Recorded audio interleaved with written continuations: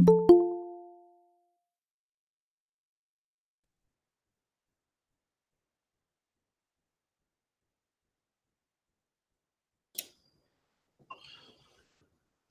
evening, everyone. Welcome to the Mayor and City Council meeting for the month of January in the year of our Lord 2021. We'll begin with our pledge to the flag from Councilman Hale, if you would. I pledge allegiance to the flag of the United States of America and to the republic for which it stands, one nation, under God, indivisible, liberty and justice for all.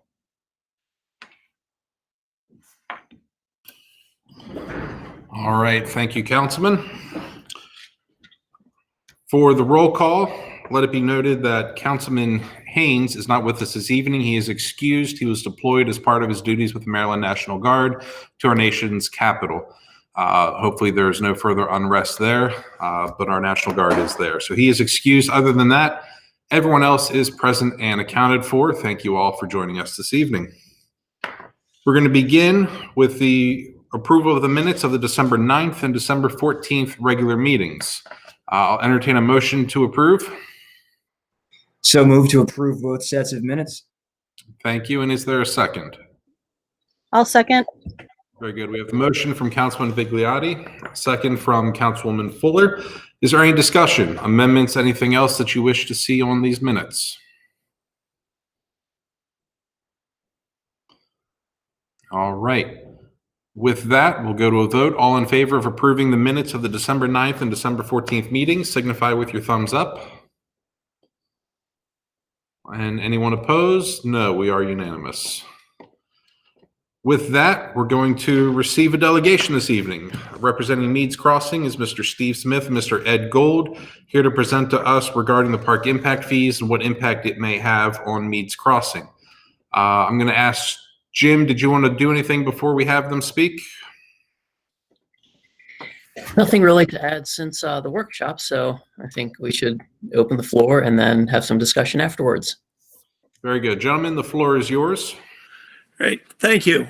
Appreciate this opportunity. I did listen to the workshop, and since then, on Friday, I believe I sent out an email that hopefully you all have seen. And in that, I included the original DARA and then the revision language that provided for the park impact fee for us to pay it. And so in our, I guess in our opinion, that we've been paying it, and we would just, like that to carry on as is and not pick up another park impact fee on top of the one that we have. So, Ed, if you have anything to add, but otherwise, I think what we submitted speaks for itself, and happy to entertain any questions. Very good. Let's confirm from council that you did receive the email in question. All right, everyone did receive it, had a chance to review it. Very good. Mr. Gold, did you want to add anything? I don't, Mr. Mayor. All right, well, thank you so much. Council, do you have any questions for the representatives from Meads Crossing? This is your opportunity to grill them or inquire about their reasoning. Anyone?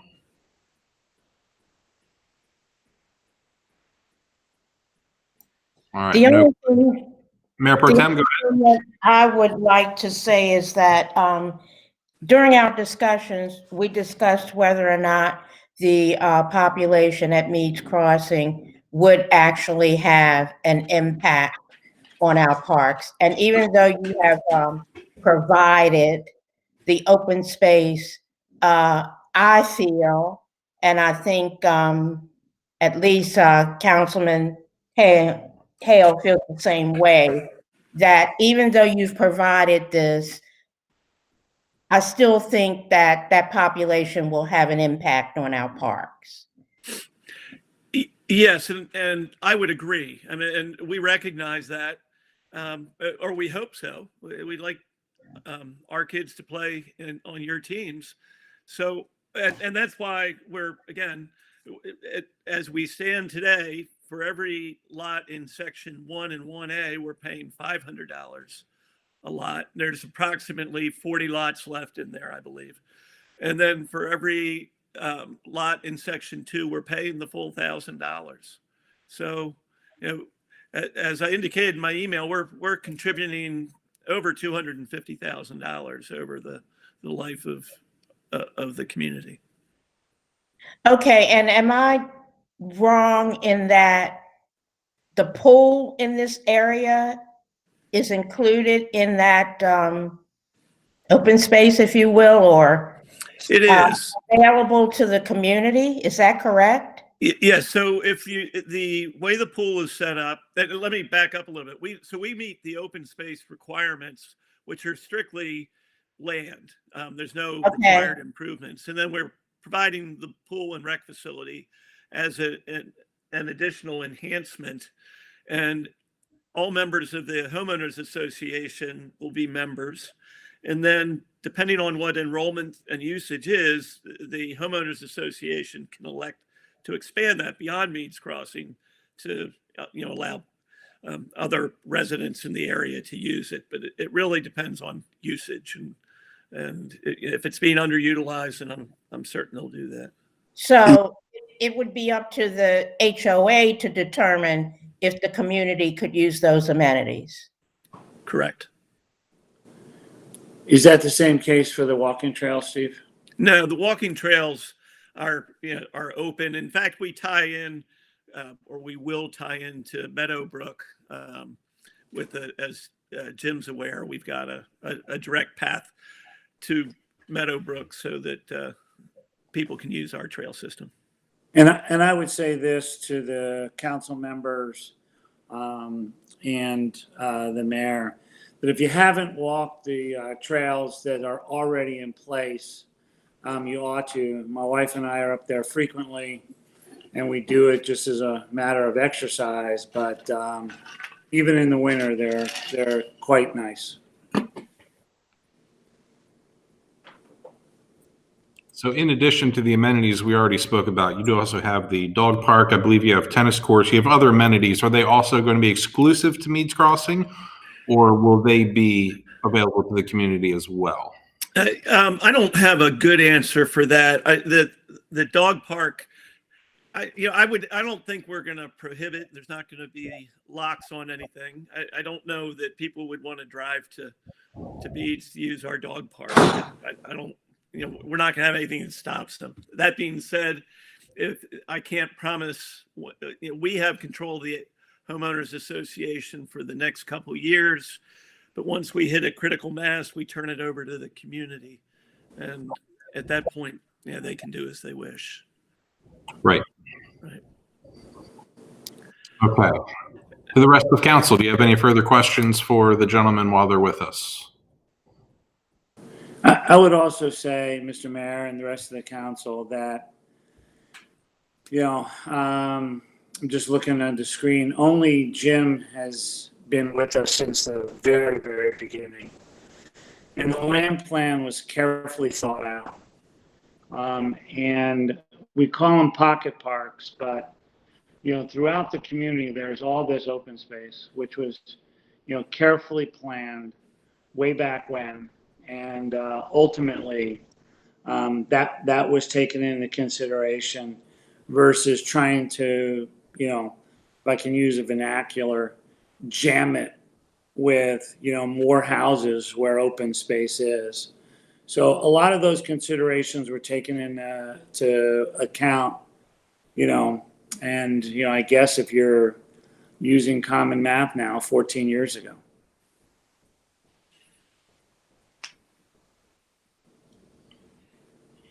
Very good. With that, I'll give council one more opportunity to pose any questions. This will be brought up under new business later, and we can make our final decision on that. Anything further? Thank you. All right, with nothing else, you two are excused if you wish. You can hang around if you desire. But we will be discussing that and hopefully getting a decision under new business later in this meeting. Thanks so much. Appreciate it. Thank you. All right, I'll now ask the council if they have any conflicts of interest over anything on the agenda this evening. No, sir. Nope. Okay, Councilman Hale, is your screen frozen or are you still with us? There you are. I'm getting like every 10 words. I'm not sure what's going on. Okay, very good. Hopefully you'll be able to hang here with us and get as much out of it as you can. With that, as a note from Wednesday, we talked about the Bay Restoration hardship exemption. Initially, that was put under for introduction. Since it is a resolution, not an ordinance, it does not need to be introduced, so it will be up for approval later this evening. Up for adoption, we have Ordinance 07-2020. This is amendment to Chapter 153 regarding park impact fees. I will entertain a motion, and please specify what your motion is. Mr. Mayor, may I ask a point of, maybe a point of order question or maybe just a process question, if I may? Go ahead, Councilman. So when making the motion for the park impact fee ordinance, when that motion is made, do we have to specify whether or not we wanted to retroactively apply to developments that are in process right now? Or is that a question, is that a point of amendment that we make once, if it comes up for, if it's seconded? No, my suggestion to you this evening is that you would make a motion to approve or not the ordinance as presented. The applicability we will address later on, and that'll be essentially affecting the DARAs of those developments. And so would that come under? Too. Okay, so would that come under new business tonight? That will be new business tonight, the applicability of it, yes. I will make the motion to approve the park impact fees as presented. Very good. We have a motion. Do I have a second, please? I'll second. All right. We have a motion from Mayor Pro Tem Foster, second from Councilman Bigliotti. I'll open the floor to the council for any discussion on the ordinance.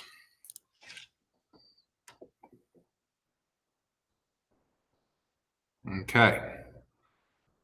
With no discussion, we'll then put it to a vote. The motion is to approve Ordinance 07-2020, Amendment to Chapter 153 Park Impact Fees.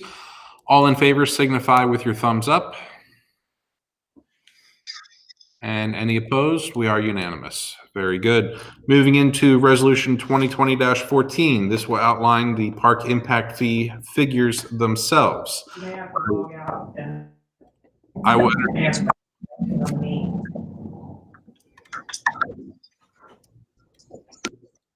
I'm sorry, Mr. Mayor. There was some background noise and part of what you said got cut off. Oh, very good. I am looking for a motion on Resolution 2020-14, which is outlining the figures of the park impact fees. So moved. Are you moving to approve or? Oh, to approve. I apologize. Motion to approve. Very good. Thank you. Do I have a second, please? Second. Very good. Motion from Councilman Bigliotti, a second from Mayor Pro Tem Foster, and we are open for discussion from council. Go ahead. Anyone? All right.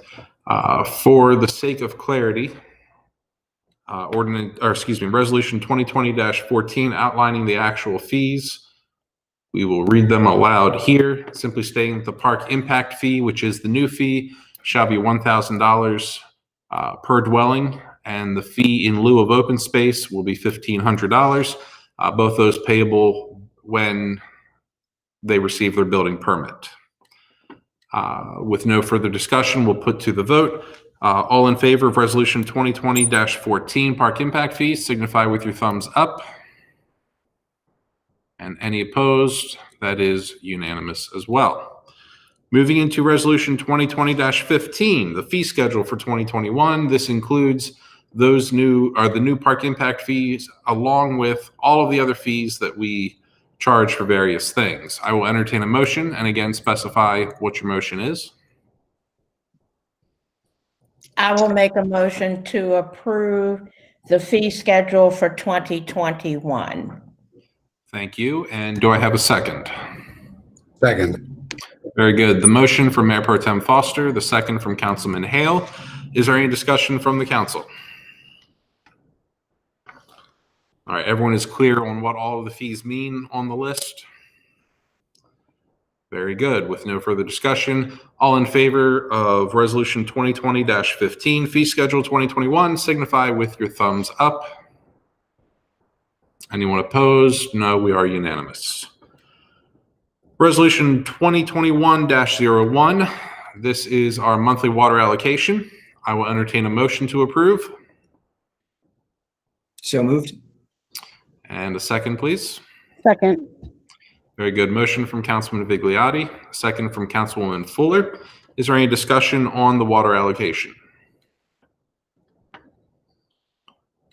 Very good. All in favor of approving Resolution 2021-01, signify with your thumbs up.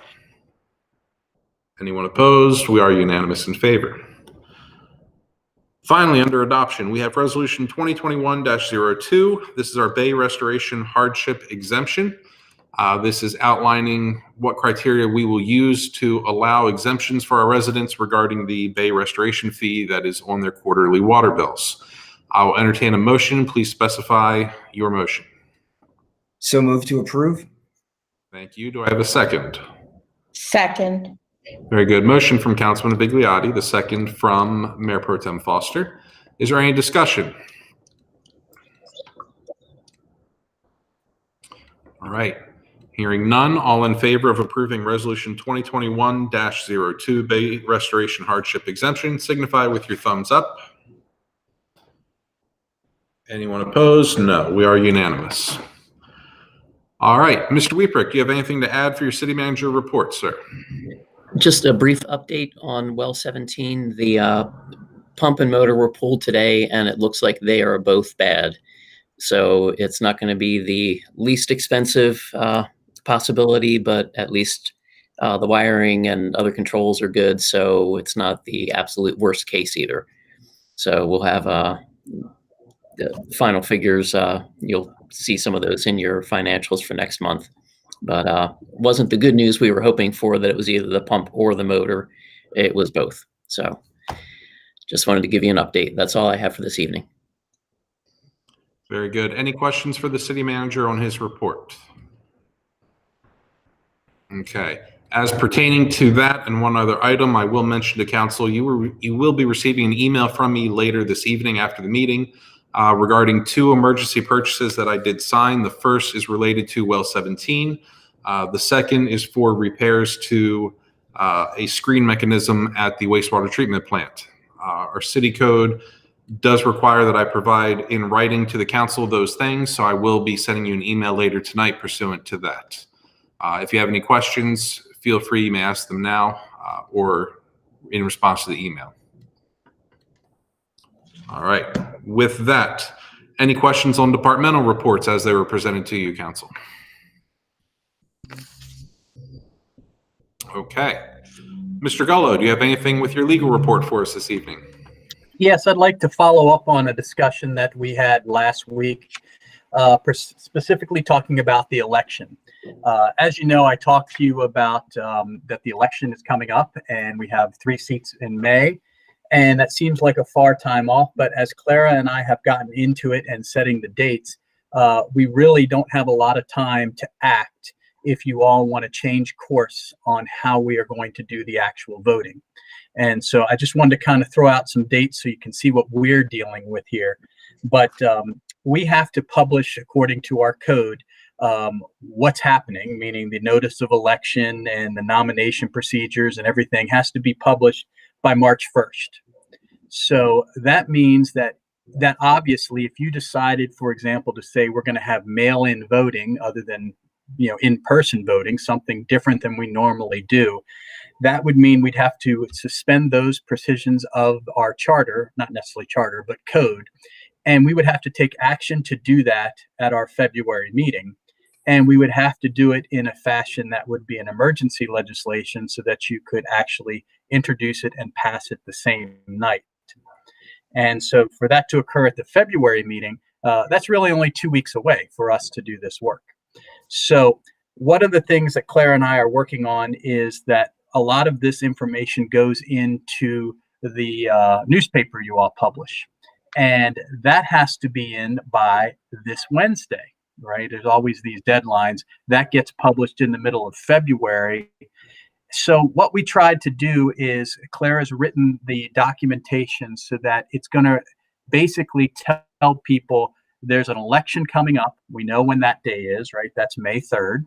That if you want to register to vote, you have to register by April 5th. That's a statutory day as well, so that could be in there.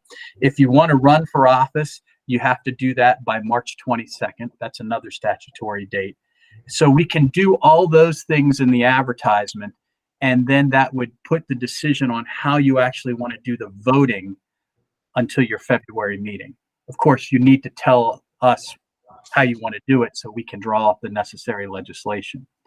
The thing you have to realize is that while all of that will work fine, we can't certify the election, which is what the state election board wants to know. We won't be able to certify our election by election day if we do mail-in votes, because mail-in votes can still be mailed by election day, which means we wouldn't get them until after election day. And if the bulk of people might vote by mail, it could be up to a week before we could certify our election. So that has to be considered. Again, you can have the discussion at your February work session, and then we could quickly decide between the work session and the regular meeting what legislation you'd have to pass if you decided to do something different.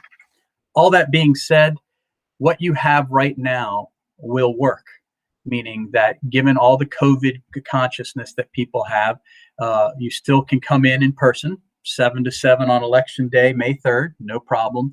And if you did not want to come in to vote, all you have to do is contact town hall and you get an absentee ballot and you can vote by mail via absentee ballot. So we have all that laid out. If you don't want to do that, we need to do something different. Wanted you to think about that because time's short and February is probably your decision date. So for clarity's sake, regarding our absentee ballot system, the key there is that they must be received by election day. Is that correct? That's correct. That they have to be postmarked prior to election day and received by the end of the night. So 8 o'clock or 7 o'clock when the polls close. Okay. So Are we still, go ahead, I'm sorry. No, Mayor Pro Tem Foster, go ahead, please. Are we still publishing the record? Yes. That was the newspaper I referred to, that the I know. deadline record is Wednesday to be published in February, but there won't be a March edition. Okay, I just wasn't sure if we were still doing it. Yes, we currently are. Design Associates agreed to take on one more round of it as we continue our search. And then after this round, hopefully we have someone else in place on city staff to take over it. But they've been willing to help us out and do another round of it.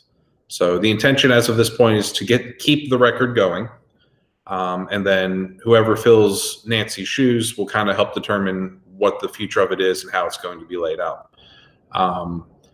From council, I don't want to have to wait till February to get an idea of how everyone's feeling on this. If we remain how we've been doing it, as Jay stated, you have in-person voting from 7 to 7 that Monday, and absentee is available as always. Again, must be received by the close of voting on election day. The other option is we try to take on mail-in voting, which the main difference being that is when we receive them maybe later, and the exact rules will have to be figured out. And I feel like that's going to be a rather tricky process. So I'd like to get an idea from council members how you feel. Where are you leaning one way or the other? Do you feel what we have is sufficient? Councilman Bigliotti, go ahead, sir. Thank you, Mr. Mayor. I don't mind at all, heading up or beginning the discussion on it. I don't believe that we do need to change the way that we are currently handling things. I think that between, in-person voting, if there are concerns about in-person voting, I'm sure that there's a way that we can set up the flow of the room or alter things within the room where the voting happens to make it possible. And at the same time, I also feel that absentee voting is probably going to be the safest alternative for people who do not want to vote in person, because it necessarily creates a traceable record of someone's vote. So nobody's losing a ballot. Ballots aren't getting lost in the mail. There's no concern about fraud or anything like that either. Not to mention the fact that we'll have a result on election night, which is, the traditional American way to do things. Again, it's not like there's 1 week until the election and people only have 1 week to request an absentee ballot. We were months and months away from the election. So I think that with proper advertising and letting people, more, I know we let them know every year, but if we maybe find a way to take a couple of extra steps this year to let them know that if they want to vote absentee, that is a possibility. I think that, we will have all of our bases covered. And I think you touched on an important piece there. The most important thing, starting with, I think our absentee ballot system is probably one of the best I've seen, one of the most generous and easy to use. The main thing is getting the word out, and that's going to fall a lot on us as elected officials with our Facebook presence, with who we talk to in the community. That's going to be those who are running for office to let people know that is an option. I think we'll have a discussion with our IT department to make sure that it is heavily promoted on the city's social media pages. But I think that's going to be the main thing, is that it needs to be advertised and everyone needs to know. If there's anything else that goes out, is there a water bill cycle that goes out during this term? I believe there might be. March. Okay, maybe there's an option that something gets printed on the water bills to this effect as well. I mean, any way we can get the word out is the most important thing. Maybe even signs around town. Mayor Pro Tem Foster, I think you wanted to speak. Basically, I agree with Councilman Vigliotti. As long as we get the word out every way possible, and make sure that people understand that absentee and mail-in is kind of the same thing. Right. That there is no criteria for absentee. Correct. And just to throw out some dates so you know, absentee ballots by our code are available 3 weeks prior to Election Day. So that's April 12th. So you have 3 weeks to request, 3 weeks to get. I mean, so it's plenty of time. Another question. I never voted absentee in the city. Do they have to come in and get that? Can they? It can be mailed to them. It can be mailed to them? If they request it, and Claire, if you want to step in, you may. I believe they can request, we can mail it to them. Let's keep in mind, if you've been keeping tabs on the quality of our postal service at the time. Yeah. If we have 3 weeks from when they become available until they're due back, it's very possible 2 of those weeks are taken up with just sending it to them. So they can, depending on the state of the postal service, they can also come pick up, or I'm sure we could figure out another way to make this happen. I think we need to figure out another way to make it happen. I didn't get any December bills. What's today's date? Right. Mm-hmm. Well, you still have electricity, so I think you're okay so far. But, I didn't hear about it till people wanted to charge me late fees. Right. Yeah. And I mean, the city's run into similar issues with some of our bills as well, where the check wasn't received when it was supposed to have been, even though it was mailed in plenty of time.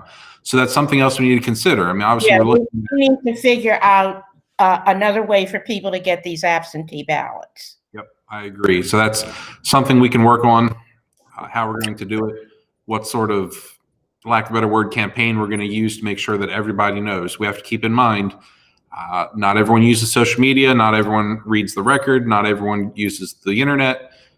So we need to find every possible way to let people know that there are 2 options for them. Anyone else? Your thoughts and opinions? I'll just say I agree wholeheartedly, and as long as we facilitate the absentee ballots. Perfect. Well, thank you, Mr. Mayor, because that helps Claire and I figure things out that we're going to keep our general process and then worry about souping up our advertising and things like that when we get closer to that point, but and the poll layout and things like that. But that gives us a lot of time to do that. So thank you. That's all I have for my report. Well, I'm going to ask you one more thing. At what point, if we decide to change the polling location due to social distancing protocols, at what point do we need to make that decision, Jay? March 1st, our average. So March 1st is when it has to be published. So that would be next month. And I would think that, by February, which is really 2 weeks away for us, we would have some general idea of how we might want to accomplish what we're going to do. So, okay. But yeah, so when I say March 1st, I mean your February meeting. Very good. Councilman Vigliotti? Thank you, Mr. Mayor. Just one final thought, or maybe an idea, I guess. Is it possible is it a law that voting has to occur inside of a building? Like, so for example, could we set up like a massive tent or something outside of the police station, but do voting inside there? That way, if there's inclement weather or something, that's not a factor. If we have to be inside to vote, we technically would be inside. And then the convenience of the police station as a location is still available to us. It is not a law that you have to vote inside. The practical reality is that our voting machines are going to require electricity to make them go. So all of the mechanics have to occur in a near area. The problem is the people waiting, because there's only so many stations that you can set up to and vote. So it's always going to be kind of one at a time. So it's the people waiting that we're really talking about. And possibilities meaning that if you wanted, and these are things we can think about, but we have an election board that the mayor is going to appoint of 5 people and they run the election. We don't have enough time to change that. That's a charter requirement, but it says that they can hire clerks. So the idea being, if you had more places that could check people in, you'd have the ability to service more people without them waiting in line. But that means you're going to have more workers together and more equipment that you have to hire. So it's a cascading effect. But, those ideas. Will we have the workers, the machines, or whatever it takes to identify people who do an absentee ballot and show up to vote? Yes. If you request an absentee ballot, which is why it's easier for us to do it that way, your form, when you request it, takes you off the voter roll, not really Okay. off, marks you on the voter roll, so that if you came in, it shows that you requested an absentee ballot. You could say, I never voted my absentee ballot, in which case they would hand you a provisional ballot, which would go in a provisional file, and then that would get fixed out later. Or you come in and say, here's my absentee ballot, but you will not get to vote twice. Okay. Mm-hmm. And I think that's been handled very well in the past. And I appreciate you bringing that up, Mayor Pro Tem Foster. That's always a concern. Councilor Vigliotti, to your point, I appreciate the creativity of doing the outdoor with the tent. I think you're going to invite some security issues there with ensuring power is provided and isn't messed with or things like that. So I appreciate the creativity. I don't think that's a can of worms that we wish to pry open at this point. But in the meantime, everyone think a little creativity won't hurt to kind of figure out how we may want to handle location or locations, whatever's going to make this easier to get people to vote. I'd love to see the same or higher turnout than we had in the last election. It's great to see that we've been building. I don't want to lose that simply because of the pandemic. We haven't given people ample opportunity to cast their vote. So with that, we will move on. Anything else from you, Mr. Gullo? I'm sorry. Nope, that's it. Thank you. Very good. Any questions for Mr. Gullo on his report? Okay. Hearing none, we shall move on. We have nothing under old business. New business. Let's go ahead and we're going to stray out of the agenda slightly. And item number 1 is going to be the applicability of the park impact fees. So let's start with just discussion, and then whatever motion someone wants to make out of this discussion, I will accept and put forward. So who would like to speak about the applicability of park impact fees? Councilman Vigliotti, go ahead. Thank you, Mr. Mayor. Again, I do not mind whatsoever beginning discussion on it, but it strikes me that the legislation we've passed tonight should not apply retroactively to developments that are in process. I mean, from a very simple standpoint, we do have contracts with these developers. We do have a set of agreements with them that are currently in place. And while I certainly appreciate the idea that we do need to find ways to fund our parks, and as Councilwoman Fuller had previously mentioned, maybe we have to be creative about finding ways to fund our parks. I think it speaks to questions of, or not questions, but matters of integrity and I guess attractiveness for future developers regarding whether or not we adhere to the contracts that we previously set as they are. It's again, I mean, I keep coming back to this idea of integrity, that our word is through these contracts. And if we want to attract future developers, and if we want to be true to the word that we have established previously, I think that we can't retroactively apply this to developers. And again, I completely understand and agree with arguments about the need for park funding. But at the same time, let's just say for the sake of argument that we did say, okay, well, we are going to apply this retroactively at this point, right? To that, two things. What's to stop us with the current development? Why don't we go back further then and say any house that's been built within the last 2 or 3 years should be paying some kind of fee at this point? That's the first thing. And then the second point that I guess I kind of want to make is that, how going forward, is anybody going to be willing to enter into a contract with us, not just in this regard, but with anything? If 5 years from now we're going to say, oh well, we want to change something, and now you owe us more money because we've decided 5 years down the road that we want more money at this point. Reasons notwithstanding. And I'll rest my argument there for the moment. If anybody else has any thoughts or wants to jump in.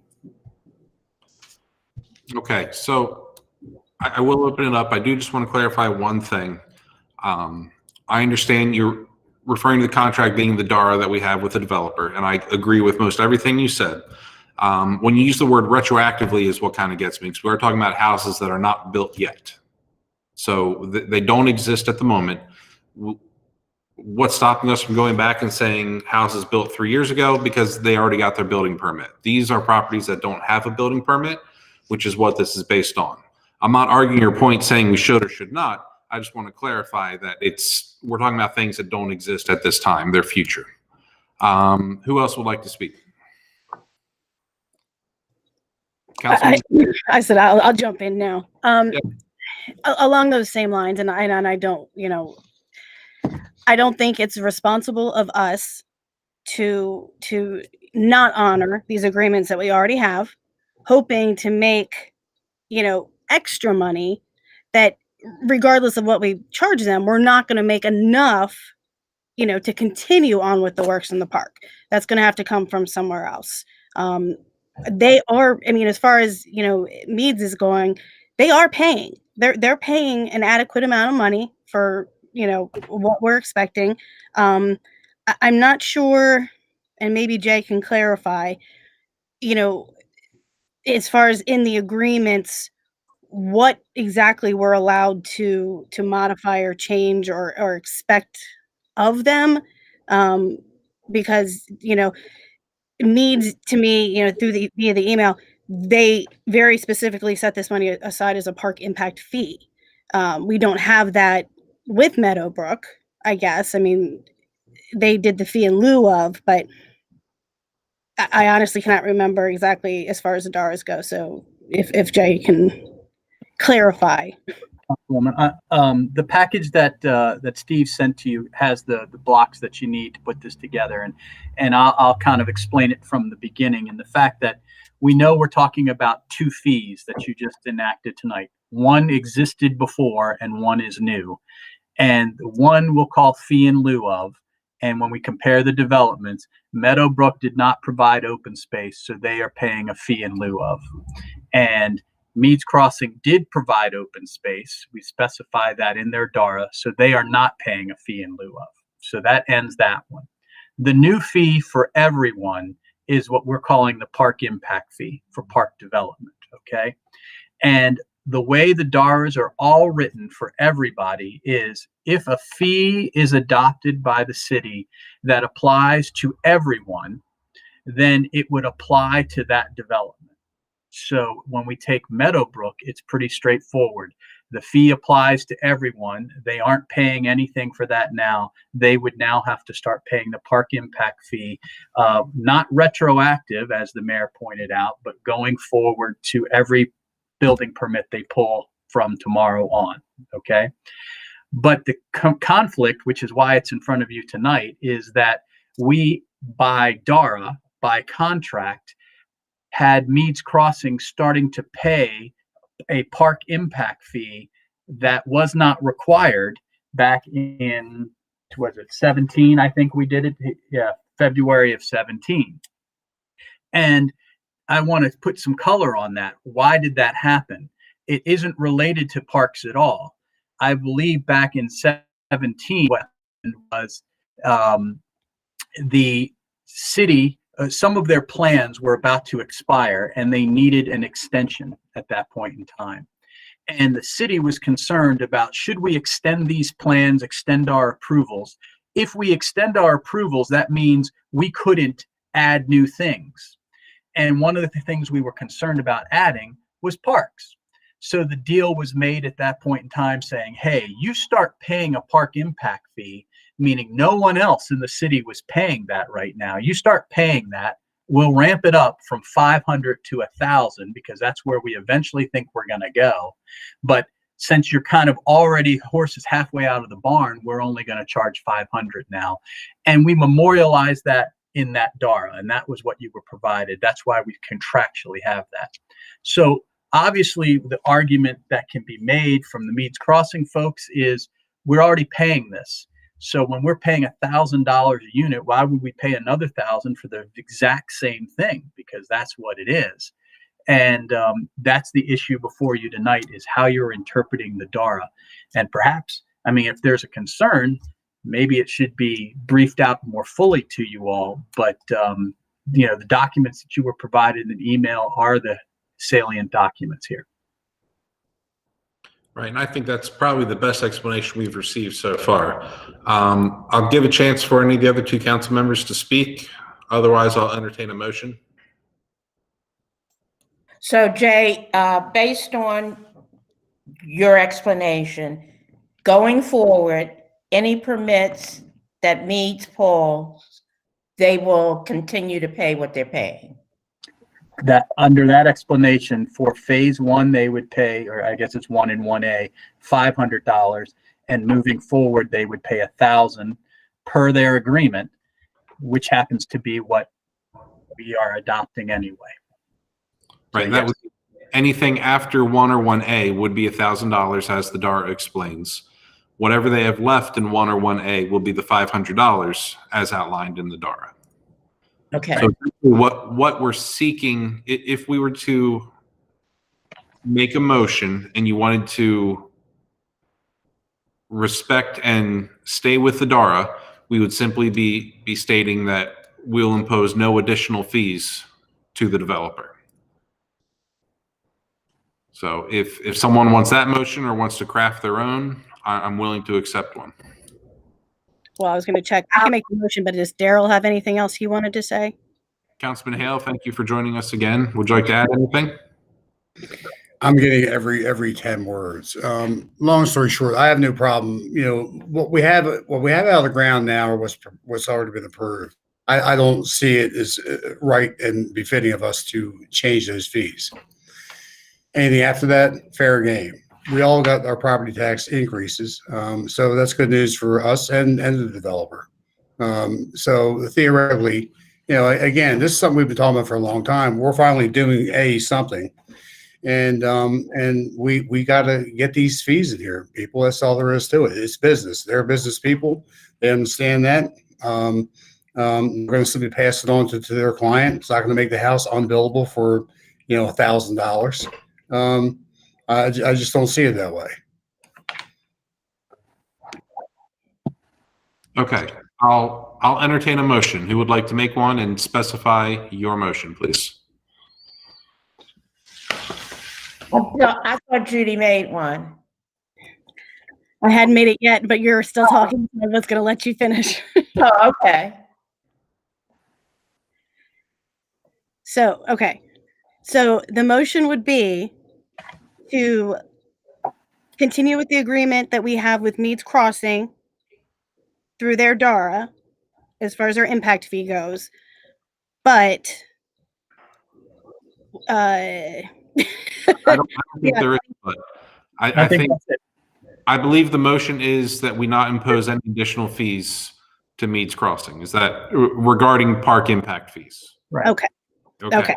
That's it. So that is the motion, that we I'll impose second.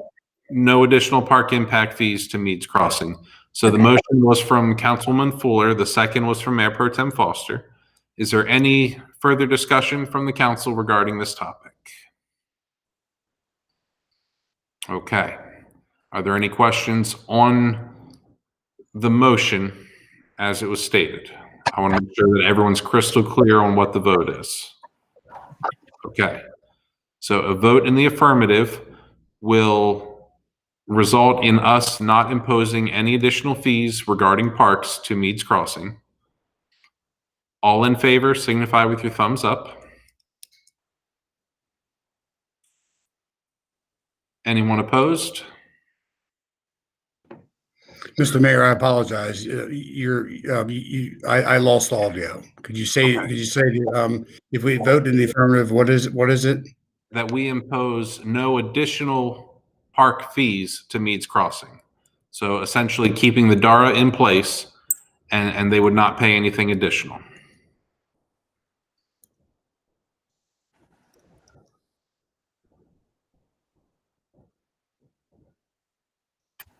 Okay. Are you with us, Councilman Hale?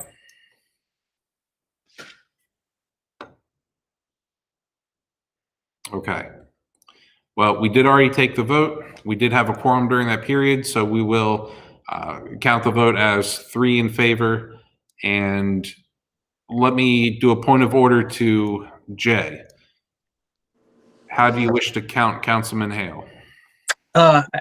Until he comes back, we count as an abstain since it was a not a vote, and then he can just cast his vote when he comes back. Very good. Thank you, sir. That's how the vote shall be made. Mr. Smith, Mr. Gold, thank you so much for joining us this evening. Thank you, Mr. Mayor. Thank you. Appreciate your consideration as always. We appreciate the development going on out there. You guys are doing a great job. Thank you so much. Thank you so much. Thank you. Mr. Mayor, do you want me to send Daryl a, oh, he's completely off now, isn't he? I was going to offer to send him a text message to see if, I could explain what's going on to him. But if he's off, I think he's just completely off at this point, right? I think he got booted. When he comes back on, I'll give him one chance, and then I may just call him and put him on speakerphone, and we can conduct it that way. Another point of order, Mr. Gullo, is it appropriate to request his vote when he returns separately? Yeah, I think that you haven't moved on to any other business. So when he gets back in contact with him by phone, you can say, "We didn't catch your vote. How did you vote?" And then Clara can adjust it. If he actually votes one way or the other, you just forget the abstain stuff and just put in whatever vote it is. If we don't get him back and the meeting is over, then we'll have the abstain. All right, here's what we will do. I'm going to put him on speakerphone so we can at least get that before we move on. I think it's important that everyone's voice is heard. Mr. Mayor. Councilman Hale, you're on speakerphone in the meeting right now. Okay. We did hold the vote, and I wanted to make sure that your vote was cast. Are you Okay, great. are you in the affirmative?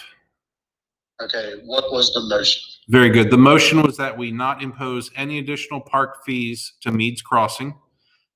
Basically, that the DARA in place will remain, and they'll pay nothing extra to that. So that, 1,000 there to pay. that's correct. Yes. I can live with that, yes. Okay, so your vote is in the affirmative, correct? It is. All right, very good. Let it be noted that Councilman Hale's vote was affirmative. Are you going to join us back on video, sir? I'm going to try to. It's very frustrating. It's very, in any case, I'm working on it. Very good. If I'm not able to, you can call me back and I'll put you on speaker for the remainder of the meeting, okay? Okay, thank you. Thank you, Councilman. All right. With that taken care of, we can move on into our new business. Number 2 is what we are, monthly financial report. Do I have a motion to approve the monthly financial support as presented this evening? So moved. And seconded. Very good. We have a motion from Councilman Vigliotti, a second from Councilwoman Fuller. Is there any discussion? Okay. Everyone is good. All in favor of approving the monthly financial report, signify with your thumbs up. Any opposed? Very good. That is unanimous of the members present. Next, we have our accounts payables. Do I have a motion to approve the accounts payables as presented? So moved. And a second, please. I'll second. Very good. We have motion from Mayor Pro Tem Foster, second from Councilwoman Fuller. Is there any discussion on the accounts payables? All right. All in favor, signify with your thumbs up. Anyone opposed? And those present are in the affirmative. We'll move on to council member reports. We'll start this evening with Mayor Pro Tem Foster. Do you have anything for us tonight? Nothing to report. Very good. Thank you, ma'am. Councilwoman Fuller, do you have anything for us? Planning Commission did not have a meeting in December, so no, nothing new. Very good. Councilman Vigliotti, what do you have? No, what is that?